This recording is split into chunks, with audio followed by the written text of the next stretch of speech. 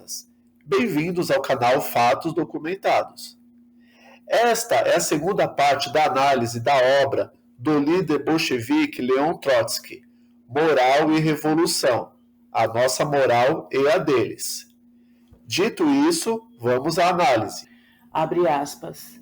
Herbert Spencer, em cujo empirismo Darwin inoculara a ideia de evolução, ensinava que a evolução da moral parte das sensações e chega às ideias. As sensações impõem o critério da satisfação imediata, enquanto as ideias permitem ao indivíduo guiar-se pelo critério da satisfação futura, mais durável e elevada. O critério moral continua sendo a satisfação ou a felicidade, mas seu conteúdo é alargado e aprofundado segundo o grau de evolução. Spencer demonstra assim, com os métodos de seu utilitarismo evolucionista, que o princípio, o fim justifica os meios, não tem nada de imoral. Herbert Spencer foi um filósofo que sofreu influência do trabalho de Charles Darwin. A competição é necessária uma vez que é com ela que a humanidade evolui. Charles Darwin, em linhas gerais, apresentou a teoria da evolução como resultado da luta pela sobrevivência e da lei do mais forte ou mais adaptado. Os seres mais adaptados e que sobrevivem da competição natural irão prosperar. A teoria de Darwin foi adaptada para o darwinismo social, praticado por Spencer. Tendo em vista que a teoria de Darwin influenciou Spencer na formulação de sua teoria, neste trecho Trotsky apresenta a visão de Spencer para justificar que o mundo é dividido em classes e que para a classe proletária, segundo seu pensamento, prosperará, só fará se sobrepondo à burguesia por meio da luta. Com efeito, nesta luta cabe atitudes que aos olhos de muitos são imorais. Mas para Trotsky não há imoralidade, pois são leis naturais, portanto, não são leis imorais. Abre aspas. O evolucionismo burguês detém-se, paralisado pela impotência, ao limiar da sociedade histórica, não querendo admitir que a luta de classes é a mola principal da evolução das forças sociais. A moral não é mais do que uma das funções ideológicas desta luta. A classe dominante impõe seus fins à sociedade e habitua a considerar como imorais os meios que se choquem com esses fins.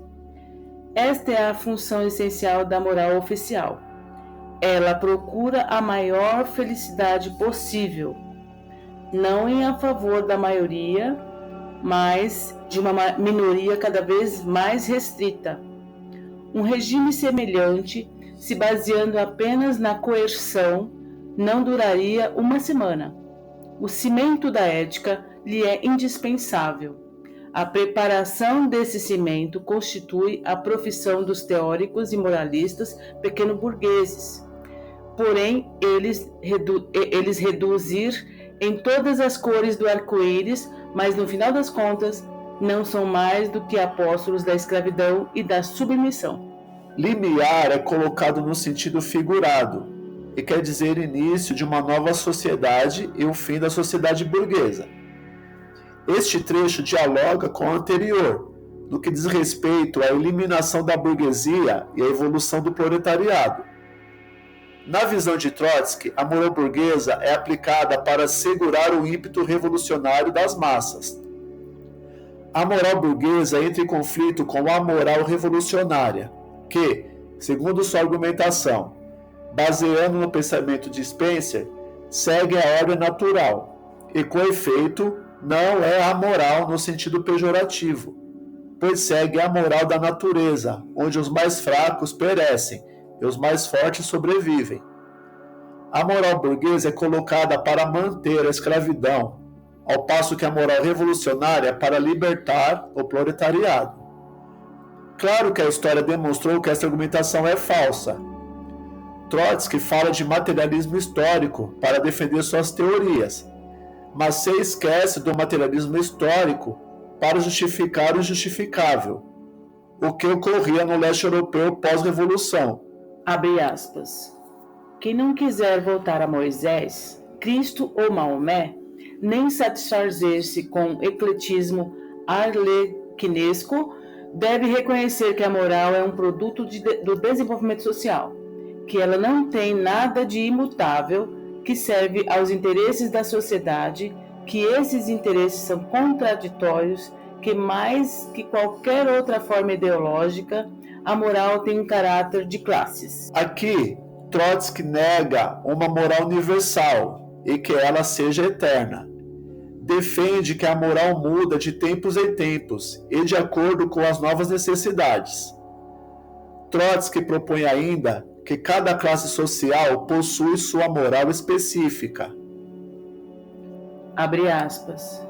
Não existem, então, preceitos morais elementares elaborados pelo desenvolvimento da humanidade e indispensáveis à vida de qualquer coletividade? Existem, sem dúvida, mas sua eficácia é muito incerta e limitada. As normas obrigatórias para todos são tanto menos eficazes quanto mais áspera se torna a luta de classes. A guerra civil, forma culminante da luta de classes, suprime violentamente todos os laços morais entre as classes adversas. Elementar é algo que de tão claro não precisa ser explicado. No que diz respeito à moral, esta é tão clara para a maioria que não precisa ser explicada. Basta seguir o bom senso. Contudo, ela é substituída pela moral revolucionária, pois a anterior atrapalha o processo revolucionário, devido sua limitação. Moral é uma norma, uma conduta social. Trotsky utiliza aspas para classificar a palavra moral, indicando e alegando que não há obrigatoriedade de normas burguesas para a classe proletária. Vai além, estas normas são passíveis de esquecimento em rupturas violentas, como uma guerra civil. Abre aspas. Posto em condições normais, o homem normal observa o mandamento não matarás. Mas, se mata em condições de legítima defesa, o tribunal o absolve. Se, pelo contrário, cai a vítima em uma agressão, seu assassino será condenado à morte.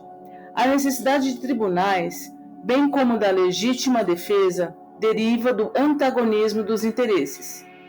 No que se refere ao Estado, em termos de paz, ele se limita a legalizar a execução de simples indivíduos para, em tempos de guerra, transformar o não matarás em mandamento diametralmente oposto. Os governos mais humanos, que em tempo de paz detestam a guerra, em tempo de guerra fazem do extermínio do maior número de homens o primeiro dever dos soldados.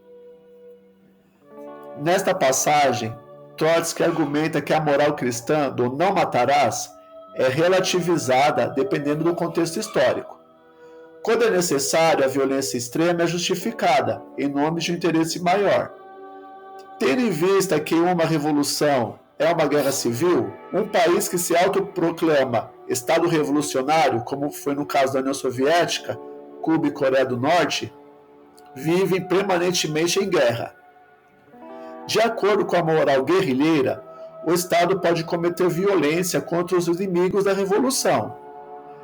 Aqui está uma das justificativas de Trotsky para defender sua visão de moral revolucionária estampada no título do livro.